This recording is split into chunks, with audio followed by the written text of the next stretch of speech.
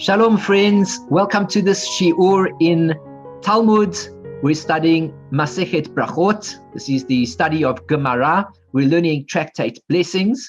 And I'm Eliyahu Shir, coming to you from Recited. My website can be found at www.lovingkindness.co. We're making use of the beautiful Koren Talmud Bavli edition. As you can see in front of you, we have the original Hebrew Aramaic text. We have translations, we have explanations, we have notes, biographies, diagrams, illustrations, photographs, halachot, and so on and so forth to help us to understand this page a little bit easier. Please follow along with me, and if you pick up something that I might not be saying or that's written over here that I'm not reading out, please don't worry, just follow along with me. Enjoy the shiur that is being given, and at the same time, if I miss out on something and you see it over there, then all the best to you. Please follow along and gain as much as you can from this shiur. So we're at the moment on Daf 21, side A. That's Chaf Aleph Amud Aleph. And in order to progress, what I've done is I've taken us back to the Mishnah so that we know exactly what we're talking about in relation to the Gemara that we're discussing at the moment. And the Mishnah says as follows: Matnitin, Balkeri Mehaher Belibo, a person who is what is known as a Balkeri, which means a male who has had a seminal emission. Mehaher Belibo, he can think the Kriyat Shema in his heart. And according to the Mishnah, he may not make a blessing before reciting the Kriyat Shema, and he may not recite the bracha that follows the Kriyat Shema. So once again, the situation is he is impure because of this emission that left his body. That is the basic concept of the halakha. For those wanting more information, please go back to the previous shiur. Va'al hamazon, and the Mishnah continues and says, when it comes to eating a bread meal, mevarech la'acharav, indeed a person can bench afterwards, he may make the blessing afterwards, ve'eino mevarech lefanav, but he may not make the blessing before, meaning hamotzi lechem min haaretz, he may not bless the food that he's about to eat. Rabbi Yehuda Omer, Rabbi Yehuda says, mevarech lifneihem ula'achareihem. He says that one may make the blessing both before and after, meaning when it comes to the Kriyat Shema, he may make the blessings before the Kriyat Shema, he may make the blessings after the Kriyat Shema, even though he's in a state of Tumah, and of course he may also make the blessing on the bread before he eats, and of course he makes the blessing afterwards as well. That is the Mishnah, and we discussed quite a number of points about this Mishnah as we went into it in a little bit more detail. Now we come to over here, as you see, Daf 21 Amud A, and we continue this theme of the discussion of what is permitted to be said, what is forbidden, what the opinions were, who said what, and why it is so. So Omar Rav Yehuda, this is where he got up to. Rav Yehuda said the following: Minayin lebirkat hamazon. From where do we know it from? With regards to Birkat HaMazon, that la'achareha min haTorah, that the thing is that afterwards, when we have eaten our meal, we have to bench, and that this is in fact a Torah mitzvah. When we finish eating a bread meal, we must bench. This is a mitzvah d'oraisa. It is a mitzvah from the Torah. When we have finished eating, we thank Hashem. How do we know that? The Gemara is asking a question. Sheneemar, because it says, he has the proof in the Torah itself. You shall eat, you shall be, and you shall be satisfied, and you shall bless. First comes the eating, then comes the satiation, and once a person is satisfied, he must bless. This comes from a verse directly in the Torah itself, as we see over here, Deuteronomy 8:10. So we learn from this, it's a positive mitzvah of the Torah. Eat, be satisfied, bless Hashem. Fine. Minayin lebirkas haTorah. From where do we know it from? We continue the discussion. That the blessing of the Torah, lefaneha min haTorah, is that you must make a blessing before one studies the Torah, meaning before we read from the Torah, we recite a blessing. How do we know that this is a mitzvah from the Torah? Shneimar, because the verse says, Kishem Hashem ikra havu godel leloheinu. The verse says, for in the name of God I shall call out, give greatness to our God, proclaim the Lord, no, give glory to our God. Meaning that before one proclaims the Lord's name by reading the Torah, he must give glory to God. Meaning, first we recite a blessing, and after the blessing, we begin to engage in Torah study, or we read from the Torah, whatever the case may be. As we know, when a man is called up to the Torah and he receives an aliyah to the Torah, he makes a blessing before. We also know that he makes a blessing afterwards. Let's keep that in mind for a moment. Omar Rabbi Yochanan said, Lamadnu birkas haTorah le'achareha. We learned, or we can learn out, that the bracha that we recite on the Torah afterwards, min birkas hamazon mikal v'chomer, from the blessing on the foods, we learn it out as a kal v'chomer. Kal v'chomer means less so and more stringent. In Latin, this is translated as a fortiori, as we're going to see in a moment. A kal v'chomer is when we see one thing that relates to a particular point in one area, and then we say if it applies in that area, surely it certainly applies in the other area. That's the kal v'chomer. So Rabbi Yochanan wants to point out to us that we can learn out that when it comes to Birkat HaTorah, we should in fact make a blessing after reading the Torah also. And we can learn out that there's a blessing to be said afterwards from the fact that we must recite Birkat HaMazon after we eat. In other words, at this point in time, all we know about is that there is a blessing to be recited after we eat, and there is a blessing to be recited before we study Torah. So far, we do not know that there is a blessing to be recited before we eat our food, and neither do we know that there's a blessing to be recited after studying Torah. Rabbi Yochanan comes to say to us, we have learned that actually, Birkat HaTorah le'achareha, we recite a blessing on the Torah afterwards, and we learn this out from a kal v'chomer related to the Birkat HaMazon. How does that work? Or Birkat HaMazon lefaneha, and we learn that there is a blessing to be made on food before eating.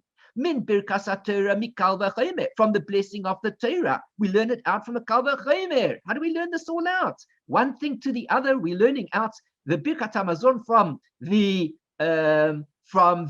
Birkat HaTorah, we're learning the Birkat HaTorah from the Birkat HaMazon, all from a kal v'chomer. How does that work? Birkas HaTorah le'achareha min Birkas HaMazon mikal v'chomer. I'll answer you. The Gemara says, Birkas HaTorah, the blessing for the Torah that we have to recite after studying Torah, meaning after we receive the aliyah, we can learn that out from Birkas HaMazon mikal v'chomer. We learn it out from the blessing on food, we learn it out as a kal v'chomer. I'll prove it to you. Uma mazon she'ein ta'un lefanav. Just as it is that with regards to food, we do not require to make any type of blessing before, because according to what we just learned above, we said that we make a blessing from the Torah. The Torah says to us, make a blessing after we've eaten. But it doesn't say anything about making a blessing before. So, just as it is that food does not require a blessing before, and it requires a blessing afterwards. Torah, when it comes to study Torah, and it requires a blessing before we begin reading the Torah. Isn't it the same thing? Shouldn't the same thing apply? That surely it should require a blessing afterwards. And the Birkat HaMazon, that we should make a blessing before eating our food, we can learn out from the Birkas HaTorah, from the blessing of the Torah, also from a kal v'chomer, from an argument which speaks about something of a lesser category, and we can learn it out for the more stringent category. How does that work? Just as it is that with regards to the study of Torah, you don't require a blessing afterwards, because according to the verse in the Torah, it said that you only require a blessing before. Te'una lefaneha. So, even though you don't require it before, te'una lefaneha, you do require it before. Mazon, when it comes to food, shehu ta'un lacharav, and you're required to bench afterwards. Isn't it the same thing? Surely all the more so, we would require that one should make a blessing before one eats. So the Gemara was basically giving us an argument of a kal v'chomer. It was using these two examples, one that relates to afterwards and the other one that relates to before, and we were discussing the one theme from the other. If the one relates to afterwards, surely it relates to the before, and if it relates to the before in the other one, it surely relates to the after in the other one. Let us take a look at the notes. Deriving the blessing over the Torah after it is read from grace after meals by means of an a fortiori inference. The a fortiori inference is a form of logical proof. In this example, there are two halachot with regard to which there is incomplete information. The attempt is to prove that each can help fill in the missing details of the other. However, this comparative proof is based on the tacit presumption that one halacha is consistently more stringent than the other, and consequently, an a fortiori inference can be drawn between them. Refutation of that inference is accomplished by demonstrating that the two halachot are not actually comparable and that there are inconsistencies in terms of their relative stringency and leniency. Although the refutation does not prove that the conclusions reached are incorrect, it does invalidate the means used to arrive at those conclusions. And that's basically the theme of the Kal Vachomer. We're using a logical argument to help to understand a particular thing. It should be, on a logical level, it should make sense, even if we don't understand it fully enough. The Gemara continues. This is a refutation. This whole thing can be refuted. Ma'ale mazon. In other words, don't use this as a proof that just as it is with regards to the food that we bench afterwards, and even though we don't actually make a bracha before, and the Torah we do before, well, therefore you should do it afterwards. You can't use this as an example because food, that is something that's enjoyable. Uma'ale Torah. And what about Torah? Shekain chaye olam. Torah relates to something related to the next world, basically, life of the world. It has nothing to do with the enjoyment. How can you compare Torah study to Birkat HaMazon, to food, when food relates to physical pleasure? How can you compare Torah study, which is spiritual, to food? How can you compare food, which is physical, back to the Torah study, which is spiritual? V'od tanan. And also, we learned in the Mishnah itself, when we started off, we just did a revision of it. Al hamazon mevarech le'acharav ve'eino mevarech lefanav. When it comes to food, we make a blessing afterwards, but we do not make a blessing before. Tiyuvta, it's a refutation, which means to say that the Kal Vachomer argument that we used here is simply not good enough to prove to us the reason as to why we need to do the before and the after for the Birkat HaMazon and for the Torah, each in accordance with the arguments that we have discussed. The Gemara continues.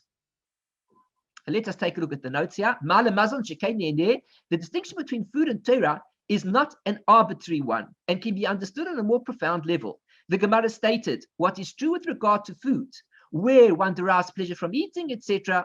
Because that pleasure remains with him after the meal, it is reasonable that one would be required to recite a blessing after eating. And the Gemara stated what is true with regard to Torah, that provides eternal life, etc. Therefore, one would be required to prepare himself beforehand by reciting a blessing. Says the Shita Mekubetzet, another way of looking at the whole argument that we are dealing with. It's not so simple to understand. It wasn't a simple question and answer format that really made it absolutely clear. Let's continue. Omar Rav Yehuda, Safek Kara Kriyat Shema, Safek Lo Kara. What's the din? Rav Yehuda asked the question. A person is in doubt. Did he recite the Kriyat Shema? Or he's in doubt? Maybe he didn't recite it. What's the din? Eino chozer v'koreh. He should not return and read it. Again, he's not sure. Did he fulfill the mitzvah of reciting the Kriyat Shema or not? And what should we do? We have many mitzvahs like this, where when we're not certain about doing a mitzvah, we question, should we repeat the mitzvah in case if we didn't do it, now we'll be doing it? Or alternatively, if we did do it and we do it again, we'll be doing nothing wrong by doing it again. So the question is as follows. We have a principle, as we discussed in the Shiurim before, that when we are in doubt about a Torah mitzvah, we must do the mitzvah again to make sure we've done it. When we are in doubt about a rabbinical mitzvah, we do not do the mitzvah again because of the doubt. Safek d'Rabbanan lekula. When it comes to a doubt in a rabbinical prescription, then we say we must be lenient and don't do it again. Meaning, if you're not sure if you did it, there's no need to do it. Safek deoraisa lechumra.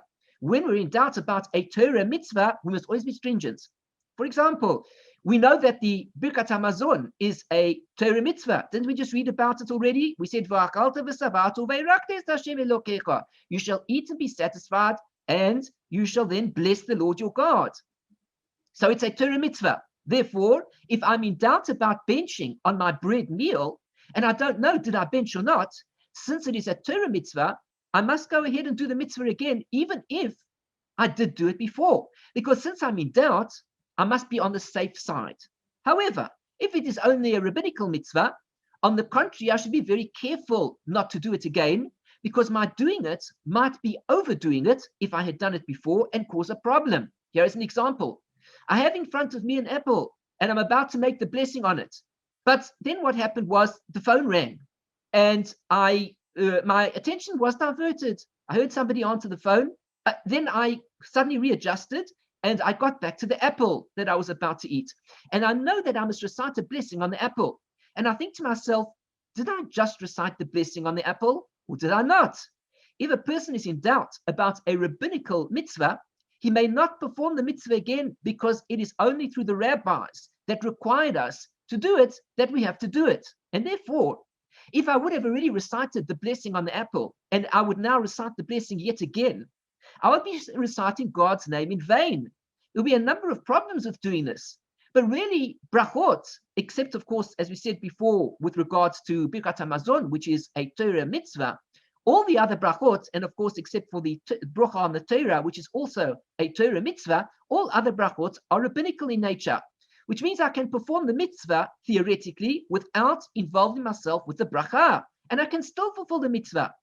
Since the rabbis instituted blessings to be recited on food, if I'm in doubt about having recited that particular blessing, I should not recite the blessing again, because it's the rabbis that instituted it. If already I might have said God's name once, I should be careful not to say it again, because then I'd be saying God's name in vain. So we need to establish on every single mitzvah whether the mitzvah is a Torah mitzvah or a rabbinical mitzvah. Rav Yehuda says a person is in doubt. Did he read the Kriyat Shema or didn't he read the Kriyat Shema? Well, is the Kriyat Shema a Torah mitzvah? Does the Torah command us that we must recite the Kriyat Shema every single day? Or is it only a rabbinical mitzvah? Answers Rav Yehuda, Eino chozer v'korei. He must not return and read it. Implication, according to Rav Yehuda, is that the recital of the Kriyat Shema is rabbinical in nature. It is not a mitzvah d'oraita. Nobody said that we had to recite the Kriyat Shema every single day, let alone twice a day. Isn't that true? Safek Omar, he continues, if a person is in doubt, did he recite Emet Ve'Yatziv? We know that that follows in the evening service, in the Ma'ariv prayer. We recite Emet Ve'Yatziv after we have completed the Kriyat Shema. Well, what about if a person is in doubt? Did he recite Emet Ve'Yatziv or not? Meaning, for sure, he doesn't have to recite the Kriyat Shema, because that we've already established. But what about the Emet Ve'Yatziv? Safek Lo Amar. He's in doubt. He didn't say it. Answer says the answer, Rav Yehuda is asking the question, and he's saying it as follows. The answer is Chozer for Omer Emet Ve'Yatziv. He must return and recite Emet Ve'Yatziv. Implication, even if he did recite Emet Ve'Yatziv before, but now he's in doubt, he must still return and recite the Emet Ve'Yatziv yet again. So we see over here, it must be a Torah mitzvah to recite the Emet Ve'Yatziv. My timer, what's the reason? The reason is Kriyat Shema d'Rabbanan. Actually, the mitzvah of reciting the Kriyat Shema is only rabbinical in nature. But listen to this. Emet Ve'Yatziv d'Oraisa. The mitzvah of reciting the Emet Ve'Yatziv, which comes out directly after the Kriyat Shema, is a Torah mitzvah. And therefore one must recite it again. Fine. Everything is all well and good. Everything at this point in time sounds fantastic. Everything seems to make sense, as is the nature of the Gemara. Everything seems to make sense until somebody puts a spoke in the wheel, and all of a sudden, we don't know where we are because the argument has turned around 180 degrees. Let us take a look at the note here. Emet Ve'Yatziv d'Oraisa. We say that Emet Ve'Yatziv is a mitzvah by the Torah law.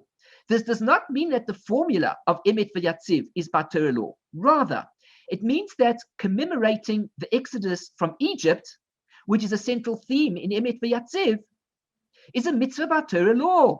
One does not fulfill any mitzvah of commemoration by reciting Shema other than the commemoration of the Exodus from Egypt in the 3rd paragraph. Consequently, one who recited the 3rd paragraph of Shema is no longer obligated by Torah law to recite Emet Ve'Yatziv.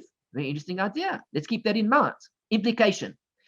Reciting Kriyat Shema is not a mitzvah from the Torah. It is a rabbinical mitzvah, at least until this point in the discussion of the Gemara. Since a person didn't recite the Shema because he already discussed his problem, the problem was that because he was impure, he wasn't allowed to recite the Kriyat Shema, he could only think it. But the Emet Ve'Yatziv, which is the bracha that should be following, so now of course he should recite it. And so the Gemara is discussing this whole issue of this bracha that we're speaking about, the Emet Ve'Yatziv, that if he didn't recite it, of course he should recite it, because it's a Torah mitzvah to commemorate the Yetziat Mitzrayim every single day. So now he's going to commemorate Yetziat Mitzrayim with the Emet Ve'Yatziv, except for one big problem. Couldn't he have said the Kriyat Shema, and then he would have said the commemoration of coming out of Mitzrayim, and then he wouldn't have to worry about Emet Ve'Yatziv. So we've got a problem here. 3rd paragraph of Kriyat Shema, or the bracha that follows the Kriyat Shema. Why skip out the one over the other? Why say the one over the other? Mesiv Rav Yosef. Rav Yosef refuted the whole story. What's the refutation? He objected against it. I'm so sorry. He objected against it. Not refuted. He objected against it. What's the objection? Hold on a second. You tell me that the Kriyat Shema is a rabbinical mitzvah in nature, that the rabbis told us to recite the Kriyat Shema.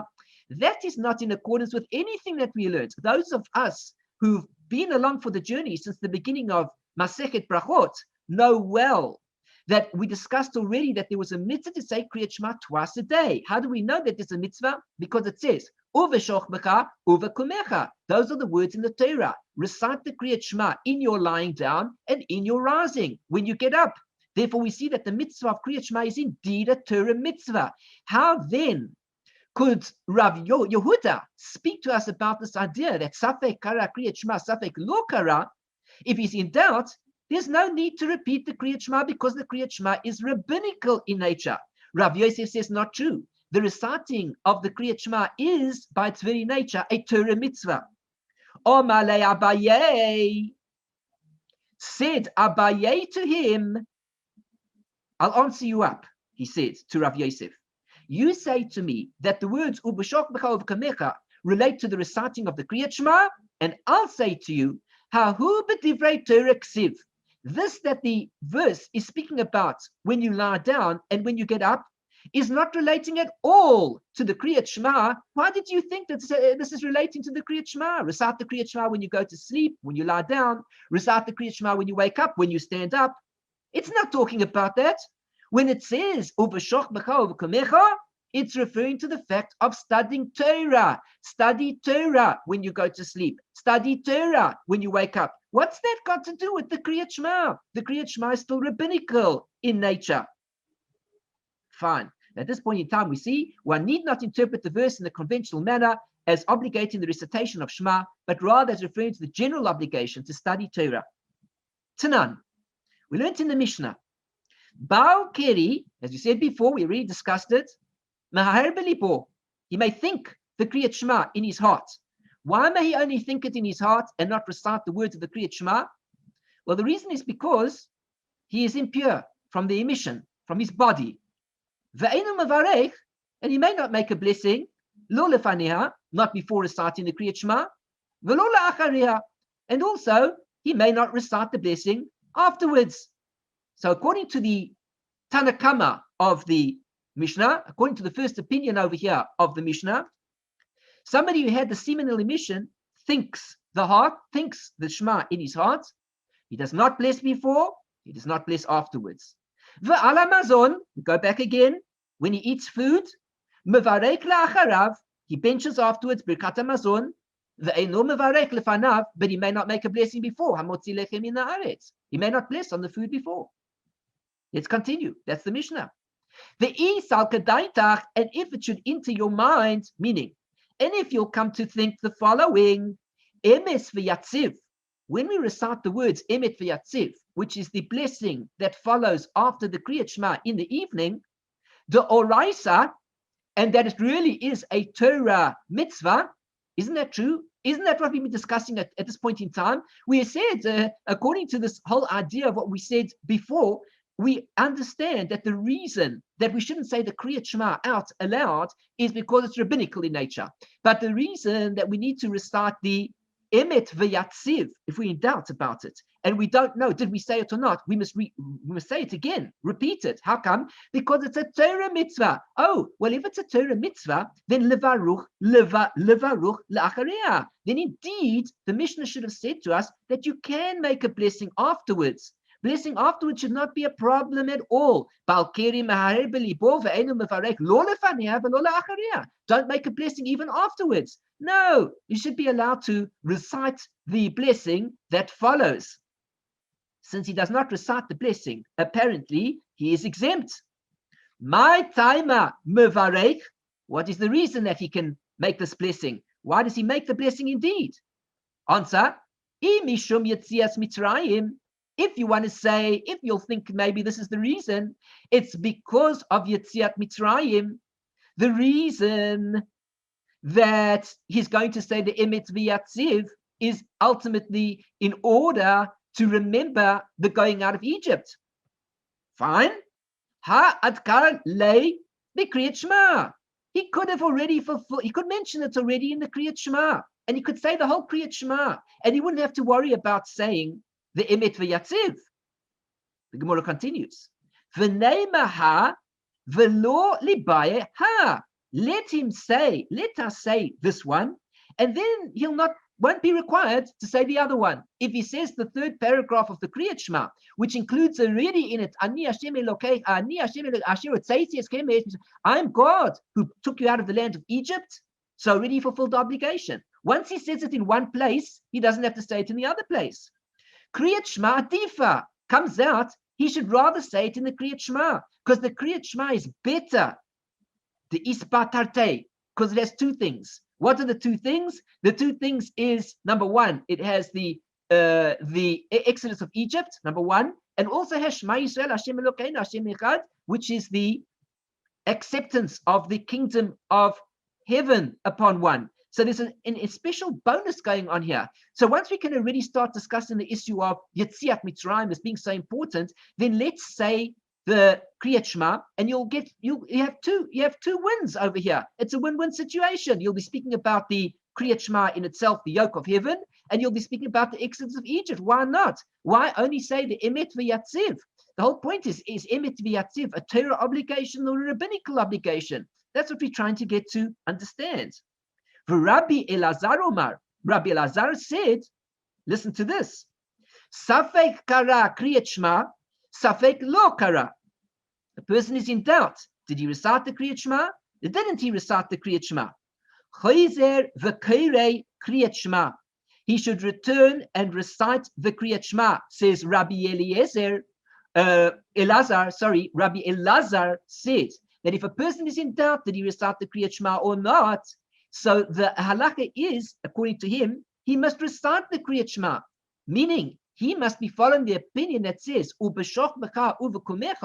it says in your lying down and when you're in your getting up, it's referring to the positive mitzvah of reciting the Kriyat Shema, which is a mitzvah d'oraisa. It's a positive mitzvah of the Torah itself. Safek hitpalel, safek lo hitpalel. If the person is in doubt, did he daven, didn't he daven, or lo hitpalel, he doesn't know, did he daven, didn't he daven? Eino chozer mitpalel, he may not return and pray. Now listen to this argument here. According to Rabbi Elazar, if a person was in doubt about the Kriyat Shema, he must repeat it. Why? Because it's a mitzvah d'oraisa. It's a Torah obligation. If it's a Torah obligation, what about if you did it? Doesn't matter. If you're not sure about it, you must repeat it. What about prayer? Don't worry about prayer. Prayer is rabbinical in nature. Therefore, if a person is in doubt, did he pray the Shemona Esrei or did he not pray the Shemona Esrei? He does not have to return and pray. Now, that's an interesting idea. So if we go out through the day and then it's 4 o'clock in the afternoon, we're used to always davening at 1 o'clock or 2 o'clock in the afternoon. 4 o'clock, he's had a busy day and he thinks to himself, for whatever reason, he davens by himself, he's not davening with the minyan, let's say, as a good example, and at 4 o'clock in the afternoon, he kind of thinks, did he daven or didn't he daven? What should he do? Well, when we're in doubt about a rabbinical mitzvah, we can't repeat it, especially if he already did daven, because theoretically speaking, if he davens Shemona Esrei, which consists of 19 blessings, and at 4 o'clock in the afternoon, he davens the Shemona Esrei yet again because he was in doubt, he will be effectively reciting 19 blessings in vain. Therefore, since it is a rabbinical mitzvah and it is not a Torah mitzvah to pray, the only mitzvah of the Torah in terms of prayer is that a person should pray every day. He says to God, God, please grant me wealth. Please grant me healing. That's also prayer. The idea of davening the specific blessings that we have, this is rabbinical in nature. Therefore, if a person is in doubt, he should not pray. But if he's in doubt about saying the Kriyat Shema, according to Rabbi Elazar, he must repeat it himself. The Rabbi Yochanan Omar, and Rabbi Yochanan made another statement. What did he say? If only a person would pray all day long, meaning he wants to refute what Rabbi Elazar said. Rabbi Elazar said, if a person is in doubt about his prayer, did he daven it or didn't he shouldn't daven. Rabbi Yochanan says, that's nonsense. Oh, if a person could pray all day long. I mean, think about it for a second. When we pray, we're asking God for things. Should there be any reason whatsoever to stop us from praying to God? They say, oh, but you already davened mincha, you shouldn't daven it again. But alavai, if only people would pray all day long, says Rabbi Yochanan, we should be involved in prayer all day long. We should be connecting with God all day long. How do we connect with God? When we're sitting around and we don't know what to do with ourselves, and we're thinking about how are we going to kill time, so to speak, God forbid. Well, don't kill time. Why don't you pray to God? Why don't you ask him for help? Ask him for something positive to do. Or ask him to help lead one on the right path in life. Don't just sit there and look into space. So Rabbi Yochanan says, if only a person would pray all day long. Well, what about if he davened already? He did mincha already. But doesn't matter. Let him daven again. Let him daven yet again. Let him keep himself busy all day long praying to God. Fine. Let us take a look at the notes and the halacha before we continue in our discussion. So the first point is over here. We said, one who is uncertain whether or not he recited Shema, recite it again. Some hold that Rabbi Elazar's opinion need not rely on the opinion that the reciting Shema is an obligation by Torah law. Interesting. Even if the obligation is only by rabbinic law, it warrants repetition because it includes the acceptance of the yoke of the kingdom of heaven. That is the main reason, says the Tosafot Harosh. If only a person would pray throughout the entire day. So we see at this point in time, according to this reasoning, that maybe the Kriyat Shema is, after all, not a Torah mitzvah, and the Ubeshach B'chova Kumecha does not necessarily have to relate to the Kriyat Shema itself. Instead, it related to the study of Torah. Study Torah in the evening, study Torah in the morning. If only a person would pray throughout the entire day. This statement is based on a specific understanding of the essence of prayer. And the halakha combines the statements of Rabbi Yochanan and Shmuel. If prayers are really based on the sacrifices, then there is clearly no room for an added prayer, as that would be tantamount to adding a sacrifice that is not required. We know from other pieces in the Gemara that the reason that we have prayer is that prayer was instituted to take the place of sacrifices. Well, if so, then of course we must only offer the prayers in accordance with the sacrifices, and one shouldn't pray all day long because the prayer must correspond directly to the particular sacrifice at that particular time. That is, indeed, why there can be no voluntary communal prayer. However, introducing a novel element to the prayer transforms the prayer into a type of free will offering. Keep this thought in mind as we progress into the next part of the Gemara. When a person prays and he adds in a novel thought, it allows for the prayer to take place. Because since the other prayer related exclusively to the offering, but in the new prayer, he adds a chidush, he adds something novel into his prayer, before he had just said the tefillah. Now, when he says the tefillah, he begins to ask Hashem for wealth, and he asks him for healing. Specifically, like when he gets to Shema Koleinu, he begins to add his own thoughts. Please, God, help me that I can have the money to buy X, Y, and Z. Please help me, I should be healthy. Please help me, X, Y, Z. Since he's adding a novel thought, the prayer becomes a totally voluntary prayer. And therefore, theoretically speaking, at this point in time, that voluntary prayer is acceptable as long as he makes an addition to it. Let's keep that thought in mind. So we see over here, introducing a novel element to the prayer transforms the prayer into a type of free will offering, which can be offered at any time in addition to the required daily sacrifices. Therefore, the halacha, based on the opinion of Rav Hai Gaon, is that one may only add prayers through introduction of a new element, as we're going to see later on, not so far away. Halacha. One who is uncertain whether or not he recited the Shema. Safek kara, kriyat Shema, safek lo kara.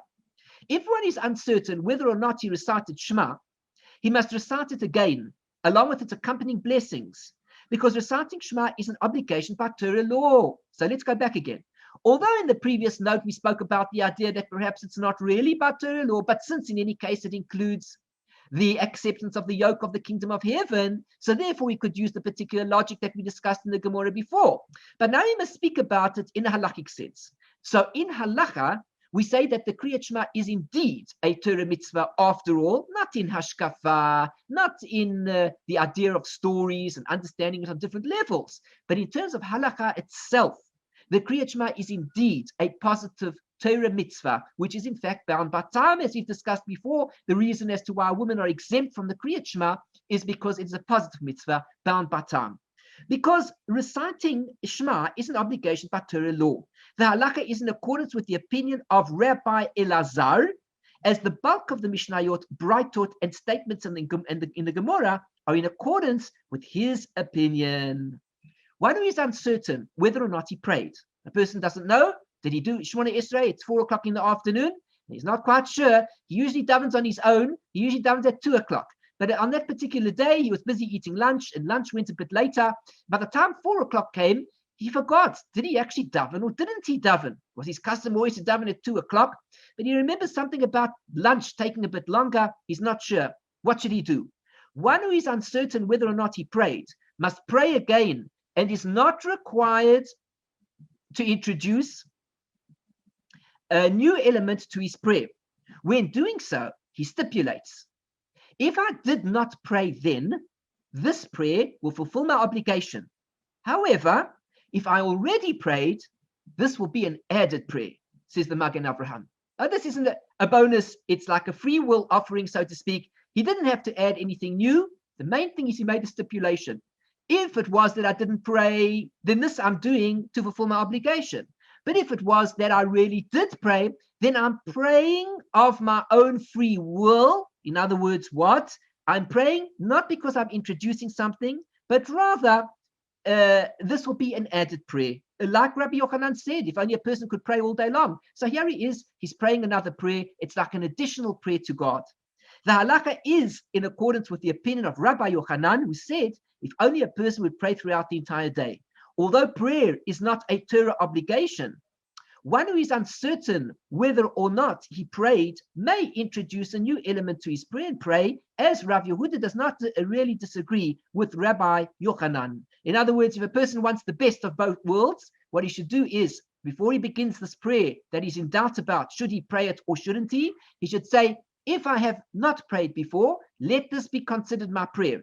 If, on the other hand, I have prayed, then let this to be considered as an additional prayer. Now, when he completes the prayer, as he's busy doing so, he should say, in Shema Koleni, for example, if before he hadn't asked specifically for wealth, he should say to God, please bless me with wealth. Now, you see, since he's added something new to his prayer, he gets the bonus as if he's also introduced a new chidush into his prayer. As Rabbi Yochanan said, if only a person would pray throughout the entire day, one is always permitted to recite a voluntary prayer as long as he introduces a new element to that prayer, as per the opinion of Rabbi Yochanan. Now we continue. For Omar Rav Yehuda, Omar Shmuel. Now we have to get this right. A whole story is going to unfold here. So we've got to listen carefully. Who says what? What's the opinion? Rav Yehuda said that Shmuel said, meaning the statement is intrinsically Shmuel's statement, and Rav Yehuda is simply quoting him that this is what he said. Hayah made batfila. A person was davening, v'nizkar she'it palel. And then he remembered in the middle of his prayer that he davened. What should he do? Now, we learned before, apparently it seems that he could repeat his prayer. Maybe he shouldn't repeat his prayer because it's only rabbinical in nature. We had a variety of arguments. Now, this fellow finds himself stuck. in the middle of his prayer, he actually remembers that indeed he had prayed. What should he do? Posek. He should stop his prayer immediately. After all, he's davened. He's not in doubt about it. He knows that he davened. He must stop. Even in the middle of the blessing. He's in the middle of the blessing. Where is he? Stop. End of story. It's the end. It ends. He made a mistake. He can't carry on. The Gemara asks the question. Ini, is that so? Says the Gemara. Really? I don't believe it for a second. You're telling me that if he gets to the middle of his prayer and he thinks to himself, hold on a second, I did pray already, I should stop. Well, that's not true, because somewhere else I'm going to learn out that he shouldn't stop. What is the condition? V'ha amar Rav Nachman. And didn't Rav Nachman say, V'ha amar Rav Nachman? Did Rav Nachman not say, didn't he say, question, Ki haveinan bei Rabba bar Avu. When we were by the school of Rabba, the son of Avu, Ba'anmine, we asked him a question. We asked from him, Hane b'nei bei Rav, these students of the school of Rav, the ta'u, they made a mistake. In those days, you can imagine, the student goes up to his teacher and he's beginning to discuss various shilas that come up, various questions, and they need clarification. Well, they'd asked their rabbi, Rav, this particular question, and it seems to contradict what Rav Yehuda said that Shmuel said. He says, we asked Rav, the ta'u umad, there were these students of the school of Rav, the ta'u umad kirdechol b'Shabbos, and they made a mistake, and they made mention of the weekday prayer on Shabbos. As everybody knows, on Shabbos we make, like in the evening, for example, we say only 7 blessings. We do not recite all 19 blessings. All the middle blessings, we wipe them out. They all relate to requests. On Shabbos, we don't ask for certain things. And since we don't ask for certain things, all those blessings were replaced with one blessing. So what happens to a person? When they were there, they asked this question, what happens to this person that he was busy davening the weekday prayer and it was Shabbos? Those people who know their prayers fluently off by heart know how easy it is that even though it's Shabbos and everybody's dressed up in their fancy suits and their kapotas and they've got a gartel on and the hats and stribel, meanwhile, after they say Atah Kadosh V'Shimcha Kadosh, so already they continue Atah Chonein La'adam Da'as, and before long they remember, they say to themselves, it's Shabbos. Of course they knew it was Shabbos, but they completely forgot because they were so absorbed in their tefillah for the week, because they're so used to just rattling off all these words. So he starts reciting the words for the weekday on Shabbos. Mahu sheyigmeru. What is the din? What is the law in terms of their finishing off? What should they do? Meaning, should they stop where they are and then perhaps recite the prayer for Shabbos? Or should maybe they complete the prayer for the weekday? For Amalan, and he said to us, means Rabba bar Avu said to us, so they were by Rabba bar Avu, and he said to us, Gomrim kol oisa bracha. You should complete the whole blessing. Very interesting. So at this point in time, what we have is an argument about the fact that he finds himself in the middle of prayer and he remembers that he prayed, he should stop, even if he's in the middle of the blessing. So Rav Nachman said, when they were by Rabba bar Avu, they asked this question about whether they should complete the prayer for the weekday or they should go back and continue with the prayer for Shabbos. And he told us we should complete it in its entirety. Etc., etc. Complete the blessing, even though it is Shabbos. Complete the blessing for the weekday. This, therefore, seems to be a contradiction of what we said before, that when he realizes that he's prayed, he should make a stop immediately. If he realizes that he's prayed already the weekday prayers because it's now Shabbos, surely he should stop his prayer in the middle. Yet, Rabba bar Avu said to them, no, finish off the weekday prayer. Haki hashta. The Gemara now says a Gemara expression, which means So now, which means, colloquially, how can you compare the two? Haki hashta. How can you compare these two examples? On the one hand, you're talking about X. Now you're talking about Y.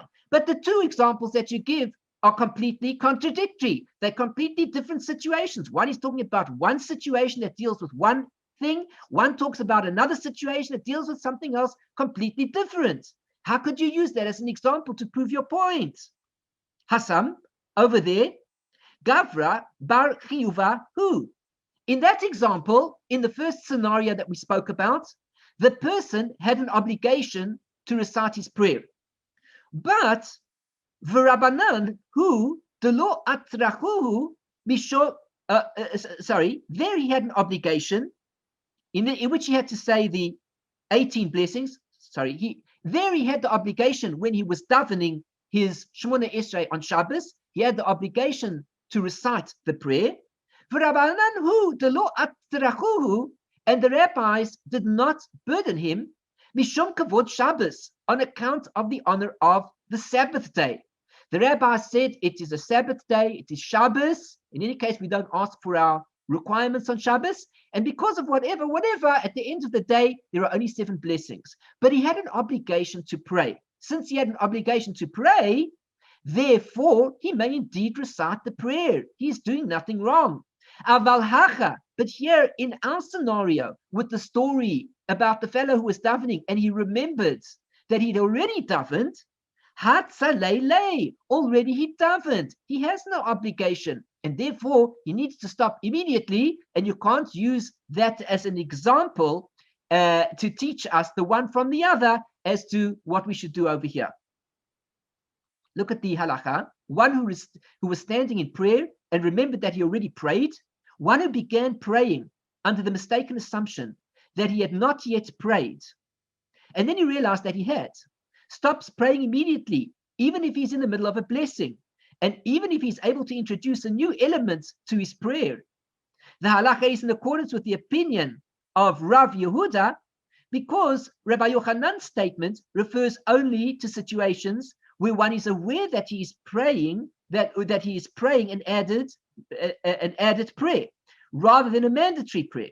One is certainly not permitted to recite 2 mandatory prayers. So, in other words, the reason that goes behind this whole story over here is that with regards to Rabbi Yochanan's scenario, the person knew that he prayed and he dafka wanted to make another prayer again. In our scenario here, he didn't dafka want to make another prayer. What happened was, in the middle of his prayer, he realized he made a mistake. He had no intention of doing it, and therefore he should stop his prayer in the middle. One who mistakenly recited a blessing from the weekday Amidah on Shabbos, what should he do? One who was reciting the morning, afternoon, or evening prayer on Shabbat and mistakenly began to recite a blessing from the corresponding weekday Amidah. Listen to this halacha, fascinating halacha. Completes the blessing that he began and then continues with the Shabbat prayer. Isn't that interesting? Finish it. Recite the whole bracha and then afterwards continue. This is in accordance with the opinion of Rabba Bar Avu. If one began to recite a weekday blessing during the additional prayer, some say that he does the same as he does in the rest of the Shabbat prayers. Others say that he stops immediately and continues with the additional prayer. The later deciders of halakha ruled in accordance with the latter opinion to avoid a possible blessing in vain. So apparently it seems that the first scenario, when he recited the Atachonein and he made a mistake, is not considered to be a blessing in vain. It was totally permissible. But when it came to the Musaf prayer, he should be very careful over there not to continue his prayer. Atachonein gets used to it, because we're not quite certain, is it correct to say or not? It could be a bracha levatala, and therefore he should avoid it. The Gemara continues. Let's just take a look at the notes here. So it's one note here. And it is the sages who do not impose upon him. The rabbis do not impose upon the person to have to recite all of Shemona Esrei, all the 19 blessings. According to this opinion, Shabbat prayer is an abbreviated version of the weekday prayer. And therefore, one who recites the weekday Amidah on Shabbat and includes mention of Shabbat therein has, for all intents and purposes, arrived at the essence of the prayer. Consequently, some hold that one who mistakenly begins a weekday blessing in the additional prayer on Shabbat stops immediately, as we just learned above, as there is no connection between weekday blessings and the additional prayer. Let us continue. V'omar Rav Yehuda, Omar Shmuel, the same Rav Yehuda that we learned about above, who was saying something that Shmuel said, has another teaching to teach us. He says the following: Hit palel, a person davened. V'niknas beis hakneset, now he gets into shul. Umatzat tzibur shemit palalim. The person davened. We know he's finished his prayer. He now walks into the shul, and he sees that the community are praying. Im yachol lechadesh ba davar. This is what he is teaching over, that Shmuel taught over, that if he's able to invent something, he can innovate a new thought, a new request in his prayer, anything that he wants to innovate, yachazor v'yitpalel, he may return and pray. V'im lav, if not, al yachazor v'yitpalel, he should not return and pray. Well, that's very interesting. I mean, according to what we've been learning so far, it seems to be that this is what we've learned about. I mean, if you have to repeat a Shema and Emet, or for any reason you want to recite another Shema and Emet, say something new in it. And of course, if you know that you've already done it before, well, of course you don't pray again. And that's what we learned before. We learned over here when a person is davening, according to Rav Yehuda, who said, that Shmuel said, if a person was davening and then he remembered that he already davened, he stops davening. Well, what's different about that than what we're learning over here? He says if he already davened, so then he shouldn't return and daven again. Seems to me like it's saying the same thing. Utsrika. The Gemara answers, no, not true. We actually need both teachings. That's what the word tzrika means. Even though you might have thought that the teaching over here sounds almost exactly the same as the teaching before, and it's the same person that's reciting this teaching over. So therefore, why did he teach the second teaching when the first teaching would have sufficed? Why didn't he just teach the first teaching? Or why didn't he teach the second teaching? The second teaching could have sufficed, and we don't need the first teaching. Utsrika. No, you need both teachings. The Yashminan Kamaisa, because had we only learned the first teaching above, and we hadn't learned the second teaching, Hane Mili, these words that we're speaking about over here, this case that we're speaking about that he's going to return, is not going to return, etc. Yachid v'yachid. We might have thought it was speaking about the case of an individual, in the case of an individual, which means an individual davening by himself. When he davens by himself and he catches himself out in the middle of Shema and Emet, he can stop. We continue on Daf Chaf Aleph Amud Beis. Or tzibur v'tzibur, or tzibur v'tzibur. Or maybe we're speaking about the case of a community davening with a community, meaning when he's always davening with the community, and then he's davening with the community again and realizes his mistake, then of course he should stop. Aval, what about the case of Yachid, an individual, he davened by himself, Lekabe Tzibor, concerning the community, which means he finds himself now in the community. What happened to him? It can happen. A person davened his mincha prayer at home at 2 o'clock in the afternoon. He didn't think he was going to make it to shul. He davened at home. Turns out work was a good day. He had a good day at work. He made a few million. And he thought to himself, well, he made a few million and the deal's done. He can make it to shul afterwards. So he goes to shul, 5 o'clock, time for mincha. He starts questioning about the whole idea of, 1 second, could it be possible for me to daven with the tzibur? When I daven by myself, then that's a different story. But now I'm davening with the tzibur. And you know there's a special mitzvah to daven with the tzibur. Maybe, therefore, I should really daven another Shema and Emet with the community. Aval yachid legabe tzibur, command the law matzeh dami. Maybe it is that when we speak about the individual who is praying with the community, he now is considered like a person who has not yet prayed at all. Says the Gemara, Kamash Malan. That is why we need that second teaching.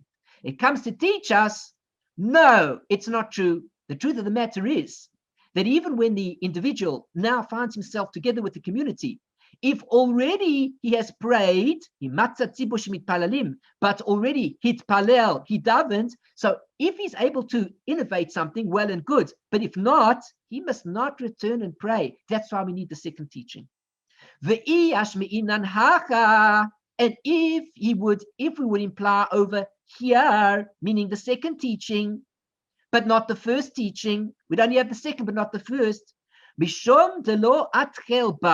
Perhaps we would say that since already he has not yet begun the prayer, aval hasam, but in that case, the atchelba, in our case over here, he hadn't yet begun, and therefore he should follow these rules. But if already he would have begun his prayer, maybe things would be different.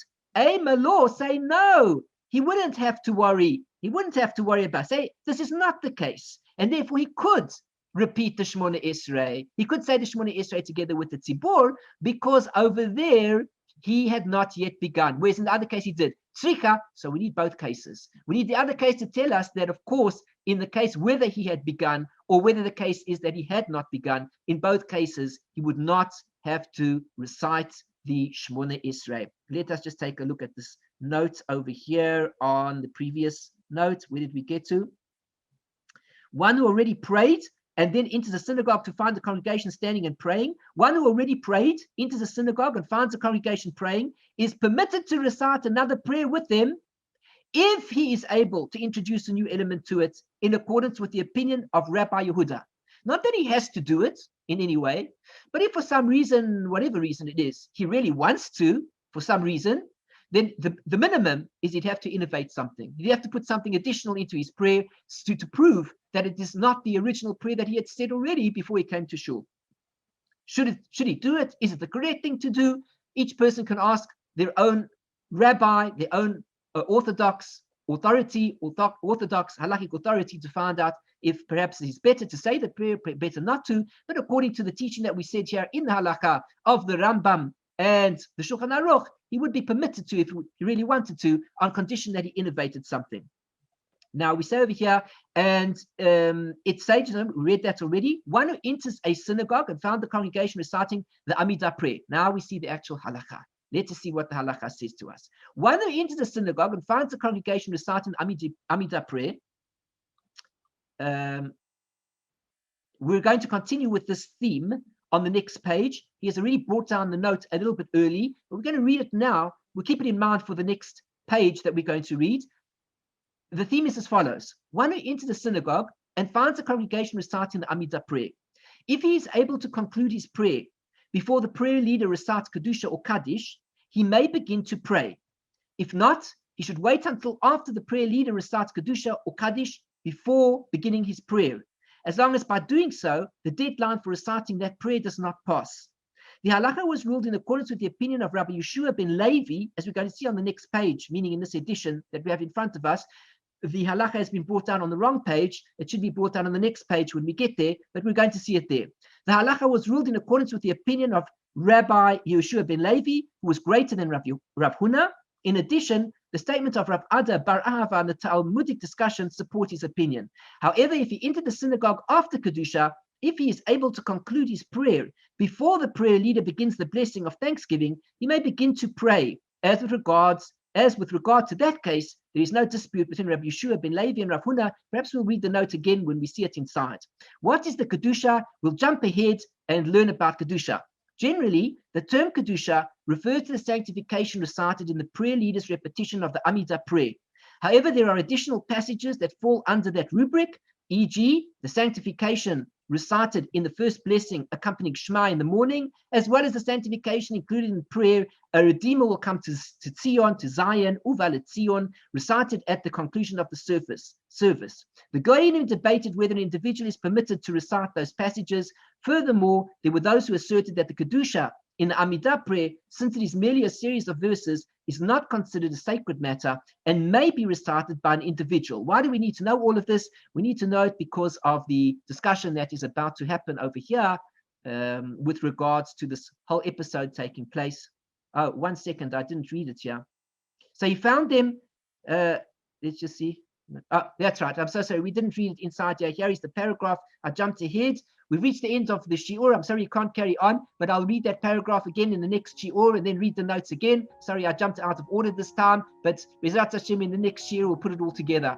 Thanks for joining me. I'm Eliyahu Shir from Recited to Emet, my site www.lovingkindness.co. If you've enjoyed this shiur and got something out of it, learned something, please do click on the like button, the thumbs up button below on the YouTube video to say that you've appreciated the shiur and gained something from it. Please share this video with friends and family. We're trying to get out there and give these shiurim to as many people as possible, invite people over to these shiurim, and of course, to try to get as many subscribers to the channel as we can and get the channel moving with more views and people who are interested in taking a part in the learning that we do. If you want to comment on something, please feel free to make a comment below, or feel free to contact me directly via my email and send me anything on your mind in terms of Torah, mitzvahs, life, and growth. I'd be delighted to hear from you and speak to you about all these wonderful topics. Of course, if you want to be in touch with me about anything else, you're welcome to. And if you'd like to be a part of Chesed Ve'Emet, please do come to our site and become a member, a subscribed member, by offering a small donation to allow us to continue these activities and progress from one stage on the ladder to the next step, going up higher and higher. Thanks for joining me, and I look forward to another share in the near future. I wish you everything of the best. Keep well. Shalom, shalom. Bye-bye.